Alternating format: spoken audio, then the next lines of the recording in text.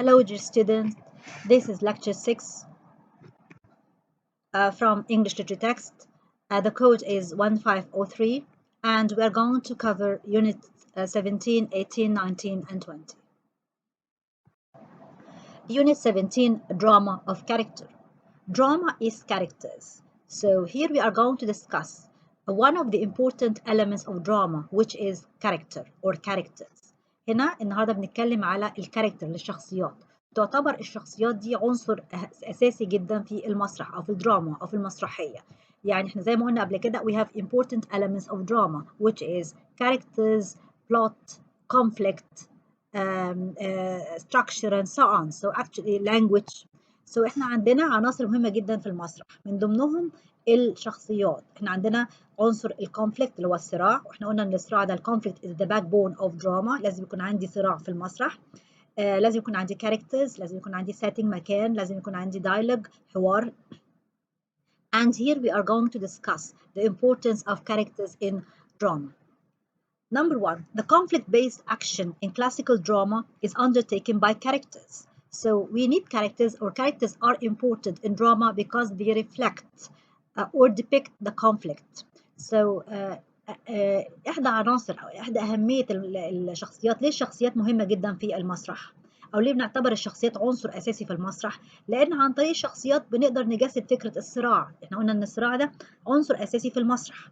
واحنا طبعا عشان نجسد الصراع اللي محتاجين شخصيات، لان احيانا بيكون الصراع ما بين الشخصيات وبعضها، ممكن يكون الصراع بين الشخص ونفسه يعني او صراع ما بين الشخصيات والمجتمع اللي هو عايش فيها. So we need characters in order to deal with the idea of conflict or to reflect conflict.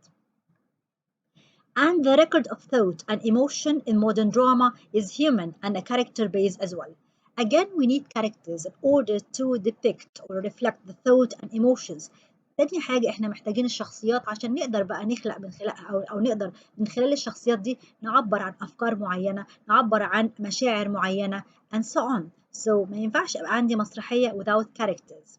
يبقى characters دي are very important in drama. بستخدم الكاركترز أو محتاجة كاركترز في إيه عشان أقدر أجسد فكرة الصراع اللي موجود في المسرحية. تاني حاجة بستخدم الكاركترز علشان أقدر أعبر بيها عن thoughts ideas بتاعت الأفكار والمشاعر and so on. Sometimes you have a play which exaggerates certain character traits, departing at a time from all realistic treatment in order to draw the audience attention to them. Sometimes you find that the dramatists actually exaggerate a certain character trait. أحيانا كده لما بنيجي نقرأ مسرحية بنلاقي إن الكاتب بيعظم أو بيبالغ في تصوير صفة معينة في الشخصية. ليه بقى بيعمل كده؟ علشان يلفت نظر الجمهور بتاعه للصفة دي، بيقول لهم يا جماعة خدوا بالكم الصفة دي مش كويسة، خلوا بالكم ما تعملوش كده. يبقى sometimes the dramatists exaggerate a certain character trait in order actually to draw the audience attention to them. يبقى sometimes إن الدراماتيست الكاتب المسرحي بيexaggerate صفة معينة في الشخصية اللي قدامه علشان يلفت نظر انتباه المشاهدين، يقول لهم يا جماعة خلي بالكم ما تعملوش زي الكاركتر ديت، التريت دي أو الصفة دي صفة مش كويسة، ابتعدوا عنها تماما. So here actually we talk about characters and that the characters are important in drama because characters reflect conflict or depict conflict. By means characters, the dramatist can create conflict. And the dramatists need characters in order to express and to convey certain thoughts and emotions. And sometimes the dramatists exaggerate a certain character trait in order to criticize it and to draw the audience attention to them. So now let's move to Ben Jonson's play Volpone or the Fox. Ben Jonson is Shakespeare's contemporary, who derived extreme pleasure from watching a natural characteristics being carried to an extreme and turned into a flow. Best remembered perhaps is his Volpone or the Fox. And now we are going to refer to Ben Jonson play Volpone. And here in this play actually Ben Jonson focused on the character Volpone, who is obsessed with his love of gold and money. And here actually Ben Jonson exaggerates this characteristics in order to criticize it. هنا دلوقتي هنحاول ان احنا to refer to Ben Jonson. Ben Jonson ده طبعا كان كاتب مسرحي معروف وكان معاصر لشكسبير. هنا يعني هنقرا جزء صغير من مسرحيته فولبون او ذا فوكس الثعلب. هنا في المسرحيه دي بن جونسون خلق شخصيه او عمل شخصيه فولبون. فولبون ده كان بيحب الفلوس جدا، وكان يعني بيحب الفلوس والذهب جدا. فهنا بن جونسون بدأ يعمل اكزاجيريت للصفه دي، حب الانسان للفلوس وللذهب، وازاي الحب ده بيتحول الى نقمه، بيتحول الى فلو في شخصيته. طبعا هو عمل الكلام ده علشان يحاول ان هو ينقد الصفه دي، بيحاول يحذر بيها الاودينس بتاعته. A rich and childless Venetian Volpone pretends to be dying in order to draw gifts from his would-be heirs. So البلاي بتبدأ عندنا شخصية اللي هو الفولبون. فولبون ده was rich، كان غني، and childless، ما كانش عنده أولاد. وفي يوم قرر ان هو يدعي ان هو بيموت. he pretends to be dying، وكل ده علشان وقال قبل ما يموت او خلى الخادم بتاعه يقول للناس اللي حواليه ان فولبون ده بيموت، وان انتوا كل ما تدوا له هدايا قبل ما يموت فولبون هيكتبكم في الوصيه بتاعته، تقدروا تاخدوا اجزاء كتيره من الوصيه بتاعته او من امواله او من تركاته، لان هو كان غني جدا. So Volpone pretends to be dying in order to draw gifts from his would-be heirs. Mosca, his accomplice, persuades each of these in turn that he is to be their heir, extracting costly presents from them. One of them, Corvino, even attempts to offer his wife to Volpone in hope of inheritance, or triple dowry. The action of the play revolves around Volpone's sick love of gold. The opening speech he makes in the play, Act 1, Scene 1, reveals how his extraordinary passion has wrapped his personality. He is almost being portrayed in caricature. The exaggeration is odd, but amazingly. Volpone, good morning to the day and next my gold. So موسكا اللي هو كان صاحب او كان بيشتغل عند فولبون، حاول يقنع قرايب واصحاب فولبون ان هم كل ما يدوا لفولبون هدايا كبيره وبريشس وغاليه، فولبون هيقدر يكتب لهم اجزاء كتيره من الثروه بتاعته. لدرجه ان في واحد فيهم اسمه كورفينو كان هيعرض على فولبون ان يديله مراته في المقابل ان هو فولبون لما يموت يكتب له جزء كبير من ثروته. طبعا احنا شايفين هنا ان بن جونسون هنا اكزاجيريتس صفه او طمع الناس او حب الناس في الفلوس وفي الذهب، وازاي بتتحول الصفه دي لنقمه. كل ده علشان يبقى هو هنا بن جونسون ركز على الصفه دي عشان يحاول يحذر بيها الاودينس بتاعته. هو طبعا there is nothing wrong ان الواحد يحب الفلوس او يحب الذهب، بس مش درجه تبقى obsession، مش درجه انها تتحول لنقمه في حياته. واول ما بدا المسرحيه او في اكت 4 اكت 1 سين 1 بدات بالجمله دي good morning to the day and next my gold. So actually he refers to his gold, how he's obsessed with his love of money and his love of gold. Let's move to unit 18, which is fiction. What is fiction? Fiction is literature created from the imagination, though it may be based on a true story. So fiction هو عمل أدبي.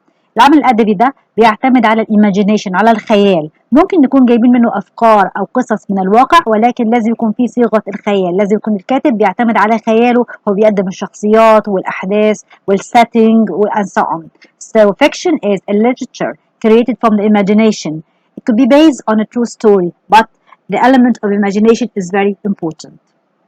Examples of fiction: novel, short story and novella. أمثلة للفيكشن هي النوفل اللي هي رواية، الشورت ستوري القصة القصيرة، والنوفيلا.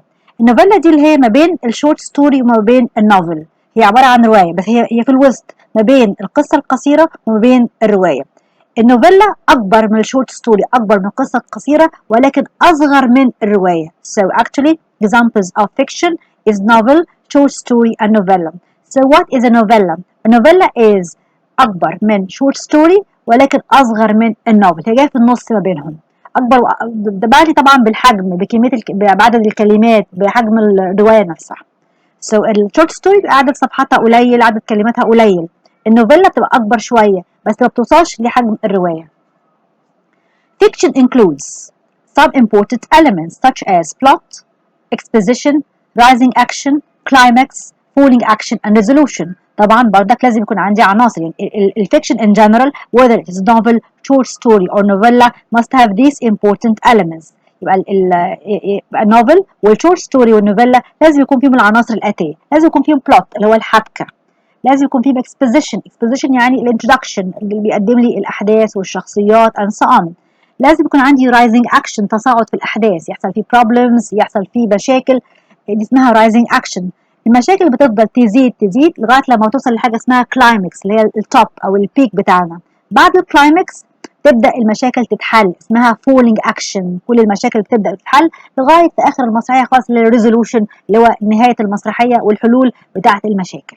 So actually fiction includes some important elements such as the plot, the exposition, rising action, the climax, the falling action, and the resolution.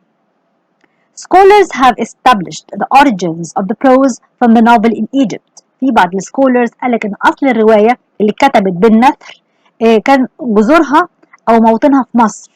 It was during 1200 BC that the Egyptians were writing fiction of a kind that one would describe a novel today.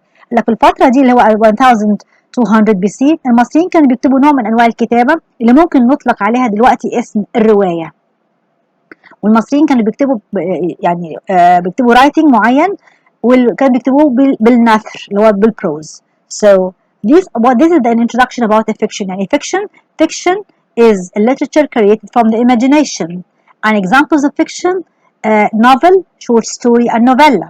And the novel and short story and novella must have or must include plot, exposition, rising action, climax, falling action, and resolution. However, until the 14th century, most of the literature of entertainment and the novel is usually intended as an entertainment was confined to a narrative verse. So actually فضلوا لغاية القرن ال14 إن النوفل كانت بتعتبر شكل من أشكال الانترتينمنت المتعة، يعني كانت موجودة عشان to entertain people، وكانت بتتكتب بالنارrative verse بالشعر، ما كانتش بتتكتب بالنثر. So it was until the 14th century most of the novel was intended as a form of entertainment. يعني people who write novel, it was written for the sake of entertainment, to entertain people and the audience and the readers. And it was confined to a narrative verse. It was written in verse. So النوفل كانت في الأول لغاية القرن ال14 كانت بتتكتب كنوع من أنواع الانترتينمنت، من نوع من أنواع التسلية للقراء أو المشاهدين أو whatever، وفي نفس الوقت كانت بتتكتب بالverse بالشعر. It was not until the 18th century that the English novel was born. ولكن نعتبر ان في القرن ال18 شهد بقى مولد الرواية الإنجليزية. So the 18th century witnessed the birth of the English novel. In 1719, Daniel Defoe, a London-born author, publishing his story of adventure Robinson Crusoe. From now on, the novel comes of age, and within another 70 years becomes a mature form. So بنعتبر ان أول رواية إنجليزية هي اللي كتبت بدانيال ديفو، هو كاتب إنجليزي وكتب روايته المشهورة روبنسون كروسو. مع روبنسون كروسو نقدر نقول إن الرواية الإنجليزية بقى لها وجود، ولكن قعدت الرواية الإنجليزية لمدة 70 سنة بيحصل فيها نوع من أنواع التطور and maturity and so on. So قبل القرن ال 18 كانت النوفل was intended as a form of entertainment and it was written in verse. ولكن the 18th century witnessed the birth of the English novel at the hands of Daniel Defoe, the English writer. He wrote his novel Robinson Crusoe. It took about 70 years in order to have a major and mature form of a novel. The maturity is essentially due to the refinement of English narrative prose within the early 18th century writers, turning it for expressing all sorts of emotions with smooth descriptions and simple conversation. So what do you mean by maturity? what do you mean by mature form? يعني ايه حصل نوع من انواع النضج في الرواية؟ معناها ان الكتاب اللي بدأوا يكتبوا الرواية بدأوا يستخدموا لغة، بدأوا يحسنوا في استخدام اللغة الأول كانت بتتكتب بالشعر، بعد كده بدأوا يكتبوها بالنثر، بدأوا بقى يحسنوا أسلوب أو شكل اللغة اللي بتتكتب بالنثر، بدأوا يستخدموا لغة سهلة عشان يقدروا يوصفوا بيها بقى المشاعر ويستخدموها في الحوارات العادية اللي في بتحصل جوه الرواية. So what do you mean by mature form of novel? Is that the writers now started to use prose and they started to use this prose to describe emotion and describe and use it in creating conversations between characters and so on. Now let's move to Unit 19, the epistolary novel. So what is the epistolary novel? In the 18th century, a new form emerged at the hands of Samuel Richardson. namely the epistolary novel. This means a novel written in the form of letters, which became popular in the 18th century, though it has not often been favored. So, in the 18th century, we have another form of novel which is called an epistolary novel. So, what do we mean by epistolary novel? It is a novel that is written in the forms of letters. And this form of novel became popular in the 18th century, although some people did not favor it. So في القرن ال 18 في نوع جديد من أنواع الروايات ظهر على إيد الكاتب الإنجليزي سامويل ريتشاردسون.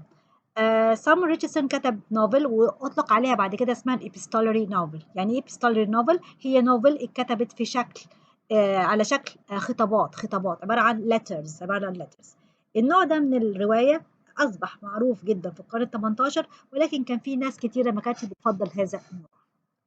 Now, Samuel Richardson was a printer and a novelist whose long epistolary novels made quite stir on publication. They were criticized and praised. So Samuel Richardson كتب نوفل اللي احنا بنسميها الابستولري نوفل وكان بيكتب نوفلز طويلة كبيرة كان حجمها كبير. في ناس كتيرة جدا كانت ناس كتيرة انتقدوا الشكل الرواية أو نوع الرواية ديت وناس تانية حبوا شكلها يعني some people actually criticized this kind of novel and some people praised it. So Samuel Richardson wrote epistolary novel وكانت معظم الابستولري novels بتاعته كانت كبيرة حجمها كبير لأنها كانت على شكل خطابات. في some people عجبهم الفورم يعني they praised it وبعض الناس أو بعض they did not like it criticized it نقدوها. Clarissa Harlow was undoubted success. It was published in 1748-1749 in 8 volumes. The full title of the novel was The History of Young Lady, and about 1/3 of the work, which is in all over 1,000,000 words, consists of the letters that display many points of view and variations in style. واحدة من النوفلز المشهورة بتاعت سامويل ريتشاردسون اسمها كلاريسا هورلو دي مكتوبة على شكل خطابات كانت epistolary novel وهي كانت حقيقة لدرجة إن one third of الرواية نفسها كان مكتوب على شكل خطابات. طبعا الخطابات دي كانت مكتوبة بستايل كتيرة مختلفة various styles أو different styles. كانت كل خطاب أو كل مجموعة خطابات كانت بتنقل لنا أو بتوضح لنا وجهات نظر معينة ومختلفة. So actually Clarissa Harlow was one of the famous novels written by Samuel Richardson, and 1/3 of the novel was written in the form of letters, and these letters show and display many points of view and different styles of writing. Let's now move to another novelist, P.H. Newby, 1918 and 1997. He was a novelist and a broadcaster.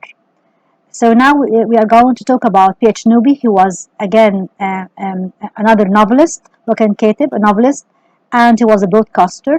His first 2 novels, A Journey to the Interior and Agents and Witness, drew on his wartime experiences and broad knowledge of the Egyptian society.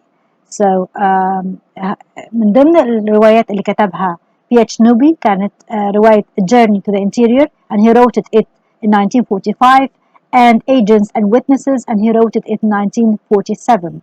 And in creating these 2 novels, he relied on his wartime experience and on his broad knowledge of the Egyptian society. في من ضمن روايات P.H. Newby كانت رواية Journey to the Interior وكتبها سنة 1945 وكتب Agents and Witness كتبها سنة 1947.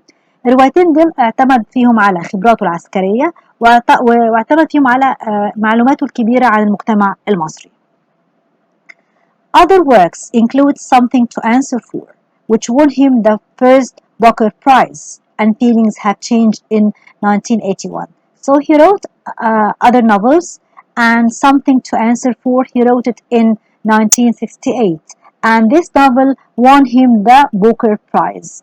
So and then he wrote Feelings Have Changed in 1981. كتب روايتين تانيين, كتب Something to Answer For كتبها سنة 1968, هو كتبها ودي جابت له جائزة البوكر برايز, وبعد كده كتب رواية Feelings Have Changed. The Picnic at Saqqara is another novel, and the setting of the novel takes place in Egypt. It's about a lecturer at Cairo University, Edgar Perry, during the rule of King Farouk. So again, P.H. Nubi wrote another novel which is called The Picnic at Saqqara. So the whole novel revolves or takes place in Egypt, and it is about a lecturer at university, and this person is called Edgar Perry, and the whole novel takes place during the rule of King Farouk. So كتب P.H. Nubi كتب رواية تانية اسمها The Picnic at Saqqara. دي كان كتبها in 1954، ودي كانت بتدور حوالين دكتور في الجامعة اسمه إدجار باري، وكلها كانت بتدور في فترة حكم الملك فاروق. Let's move to Unit 20, the modern short story. What is a short story? It's a brief fictional prose narrative that is shorter than a novel and that usually deals with only a few characters. So what is a short story? إيه هي القصة القصيرة؟ So a short story is a brief يعني very short fictional prose. It is a fiction يعني عبارة عن عمل أدبي يعتمد على imagination, and it's brief, it's short, and it is written in prose بيتكتب بالنثر. It is shorter than a novel. دايما الشورت ستوري زي ما قلنا هي أصغر من الرواية، ودايما usually deals with only a few characters. طبعا بما انها صغيره في الحجم فما عنديش characters كتيره، ما عنديش تفاصيل كتيره، ما عنديش يعني الفرق بينها وبين مثلا النوفيلا او النوفل ان في الشورت ستوري ما عندي حاجات مكثفه، ما عنديش تفاصيل كتيره، ما عنديش characters كتيره، ما عنديش وصف كتير زي اللي بيحصل في النوفل او في النوفيلا. So a short story is a brief, short, fictional. It relies on imagination and it is written in prose. It is narrative طبعا انها بتحكي حكاية. It is shorter than a novel. هي أصغر من الرواية. We usually have few characters. The short story in English has developed over the last 100 years or so. طبعا الشورت ستوري في انجلترا او في او الشورت ستوري بالانجلش قعدت يعني حصل لها development في آخر 100 سنة. E.M.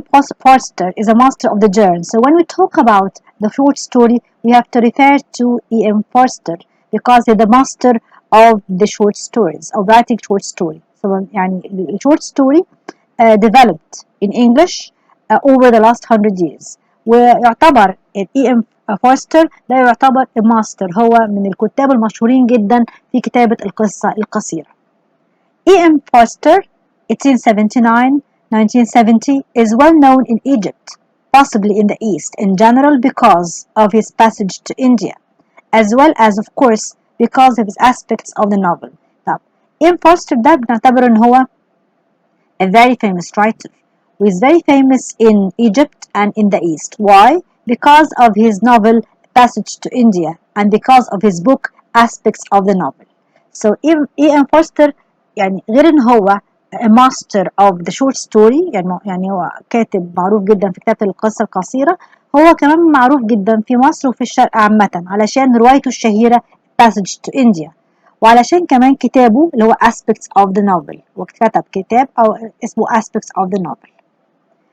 E.M. Forster is a prolific novelist with an unusual command of a narrative style. He is The Road from Colonus.